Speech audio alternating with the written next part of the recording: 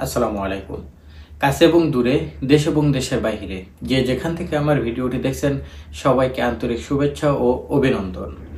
আজকে বন্ধুরা খুবই গুরুত্বপূর্ণ তিনটি টপিকস নিয়ে আলোচনা করব।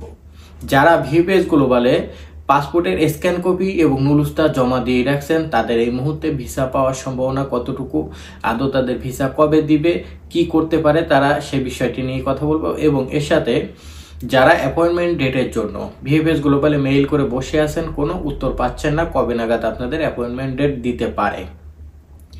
এবং তার সাথে আরেকটি বিষয় যে গণহারে যে পাসপোর্টগুলো ফেরত দিয়েছিল ভিএফএস গ্লোবাল থেকে, সেই 30-35 হাজারের মতো পাসপোর্ট যে ফেরত দিছে, তো তাদের এই মুহূর্তে ভিএফএস গ্লোবাল থেকে কোনো ডাক আসতেছে কি না, বা যদিও তাদের ভিএফএস গ্লোবাল থেকে ডাক দিতেছে, দেওয়ার পরে তাদের কি বলছে, সেই সব কিছু মিলাই আজকের ভিডিওটি।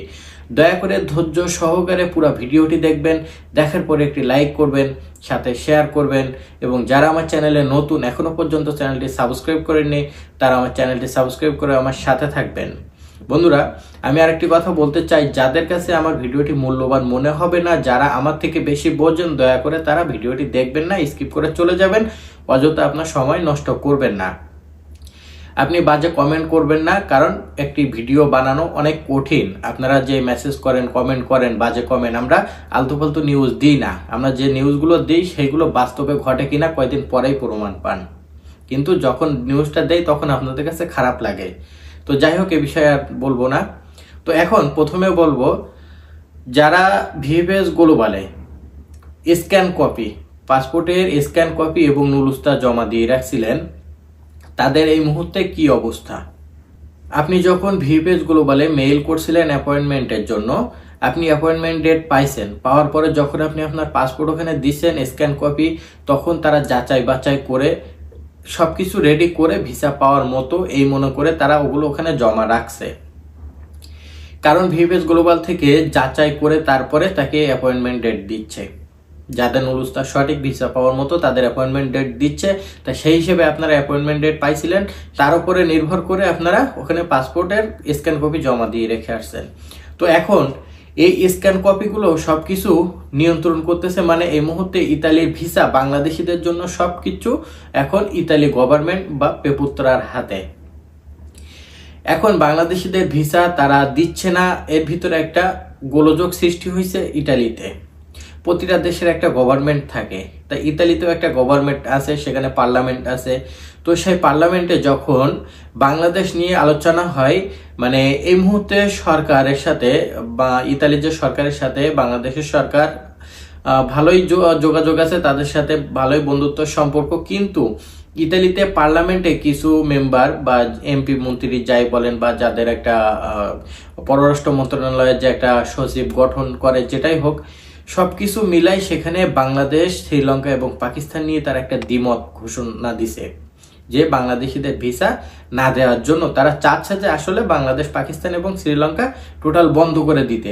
কিন্তু তাদের দ্বিমত সৃষ্টি হওয়ার কারণে তারা পারতেছে না এই মুহূর্তে বন্ধ করতে, পারতেছে না এই মুহূর্তে অ্যাভেলেবল ভিসা দিতে। তো যারা ভিএফএস গ্লোবালে স্ক্যান কপি জমা দিয়ে রাখছেন, বাকিটা ভাই এখন আল্লাহ পাকের হাতে। আপনার হাতেও কিছু করার নেই, আমার হাতেও কিছু করার নেই। আপনার নুলুস্তা যতই সঠিক হোক, আপনি এখন ইতালি সরকার না চাইলে, ইতালি পেপুত্রা থেকে যদি আপনার পাস না করে, তাহলে আপনি ভিএফএস গ্লোবালের সামনে মারামারি করে মরে গেলেও আপনি ভিসা পাবেন না। আমার কথাটা শুনতে খারাপ হলে এটাই বাস্তব।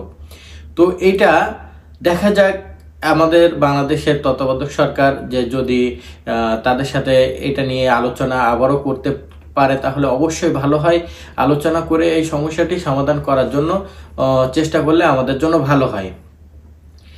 এখন এর মধ্যে আরেকটি বিষয় সব থেকে, যে বাংলাদেশিদের উপরে কেন ক্ষিপ্ত, বাংলাদেশিরা যে ওখানে যে কাজ করে না, ওখানে যে মালিকের আন্ডারে ঢুকে সেখানে কাজ করে না। আমি আমার এলাকার একটা ছোট ভাই গত 2 বছর হয়েছে ইতালিতে আসছিল। ইতালিতে আসার পরে যে মালিকের মাধ্যমে যোগাযোগ করছে, সেই মালিকের কাছে আসেনি।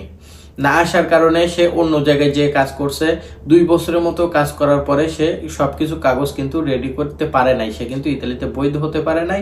তার কার্ড তৈরি হচ্ছে না, সে অন্য কোনো জায়গায় নতুন জায়গায় জব খুঁজেও নিতে পারছে না।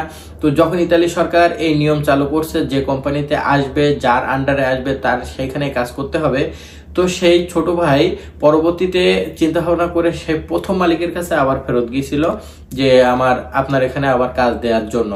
তো সেই মালিক তাকে পুলিশের কাছে ধরাই দিয়ে 2 মাসের মতো জেল খাটছিল। জেল খাটার পরে তাকে দেশে পাঠানো হয়েছে। তো এরকম অ্যাভেলেবল অনেক লোককে পাঠানো হচ্ছে, যাদের ধরতে পারতেছে তাদের পাঠাচ্ছে। আর এই সমস্যাটির কারণে বাংলাদেশকে তারা এড়িয়ে চলার চেষ্টা করছে। তো অনেক ব্লগারেরা অনেকে অনেক কথা বলতে পারে, এখন যেটা বাস্তব সেটাই আমি বলছি। আপনাদের যদি বিশ্বাস হয় তাহলে আপনাদের উপকার হবে, বিশ্বাস না হলে আমার কিচ্ছু বলার নেই। এখন দ্বিতীয় টপিক নিয়ে আলোচনা করব, অ্যাপয়েন্টমেন্ট। ভিএফএস গ্লোবালে তারা অ্যাপয়েন্টমেন্ট যে মেইল করছেন, মেইলের এত চাপ, তারা মাঝে তাদের কর্মী বাড়াইছিল, তাদের এখানে কর্মস্থল বাড়াইছিল, নতুন মানুষের নিয়োগ দিছিল। তো তারপরেও যারা এখনো পর্যন্ত তারা সচলভাবে মেইলগুলো দেখতে পারতেছে না। তো এই মুহূর্তে আবার তারা কিছু সংখ্যক 10-12 জনের মতো তারা ওখানে কর্মী নিয়োগ দিছে। এখন থেকে এই ফেব্রুয়ারি মাসের, জানুয়ারি তো শেষ পর্যায়ে, ফেব্রুয়ারি মাস থেকে আশা করা যায়, এটা কিন্তু আমি 100% বলছি না, যতটুকু ধারণা করা যাচ্ছে ফেব্রুয়ারি মাসের প্রথম থেকে ইনশাল্লাহ অ্যাপয়েন্টমেন্ট ডেটটা অনেকেই আগাই আসবে। যারা মেইল করে বসে আছেন তাদের ডেট যদিও না দেয় তাহলে এরকম হতে পারে 1 সপ্তাহ আগে আপনাকে ডেকে নিবে যে আপনি এত তারিখে আপনি ভিএফএস গ্লোবালে আসেন, প্রয়োজনীয় কাগজপত্রগুলো সঙ্গে করে নিয়ে ভিএফএস গ্লোবালে আসেন। তো এই পর্যন্ত আমাদের অপেক্ষা করতে হবে। তৃতীয় নাম্বার টপিক, যে গণহারে যে পাসপোর্টগুলো ভিএফএস গ্লোবালে থেকে ফেরত দিয়েছিল, যেমন বেশিরভাগ দিয়েছিল নভেম্বর, ডিসেম্বর, জানুয়ারিতেও অনেক দিছে। তো এর মধ্যে অনেককে ভিএফএস গ্লোবালে ডাকানো হচ্ছে। গতকাল রবিবার 19 তারিখ 10 জনকে ডাকানো হয়েছিল, যে গণহারে পাসপোর্ট ফেরত দিয়েছিল তার মধ্যে সেই 10 জনকে ভিএফএস গ্লোবালে ডাকানোর পরে ভাই সেই 10 জনকেই রিজেক্ট করে দিছে কোনো কারণ ছাড়াই। 10 জনকে ডাকানোর পরে তাদের কারণ ছাড়াই রিজেক্ট করে দিছে। তো এই যে পাসপোর্টগুলো যাদের ফেরত দিয়েছিল এদের ভিসা হওয়ার সম্ভাবনা আসলে এই 2-4 মাসের মধ্যে নেই বলে আশা করা যাচ্ছে।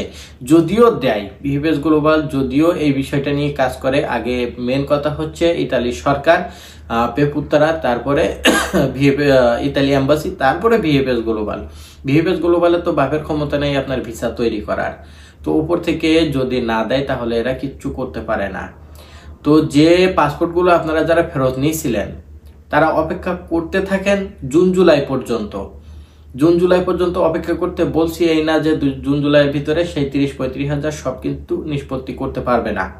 ভিএফএস গ্লোবাল যতই ওদা করুক, যতই দিন তারিখ দেখ, এটা কোনো কাজে আসে না। কোনো না কোনো কারণবশত সেটা আবার পিছায় যায়।